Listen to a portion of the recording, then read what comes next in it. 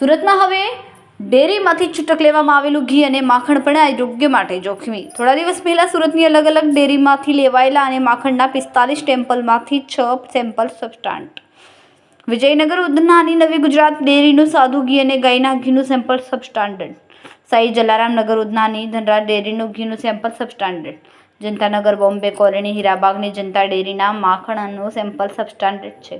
અયોધ્યાનગર પુણા ગામની અમૃતધારા ડેરી અને સ્વીટના માખણનું sample substandard, આ ઉપરાંત શક્તિ વિજયના નાના વરાછા વિસ્તારની નવી જલારામ ડેરીના ઘીનું સેમ્પલ સબસ્ટાન્ડર્ડ આવ્યું છે। આ તમામ સામે હવે ફૂડ સેફ્ટી એક્ટ 2006 અંતર્ગત કાર્યવાહી કરવામાં આવશે।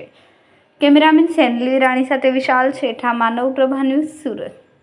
અમારા વિડીયોની નવી અપડેટ મેળવવા માટે સબસ્ક્રાઇબ કરો માનવ પ્રભા ન્યૂઝ ચેનલને, બેલ આઇકન ક્લિક કરો લેટેસ્ટ વિડીયો સૌથી પહેલા મેળવવા માટે।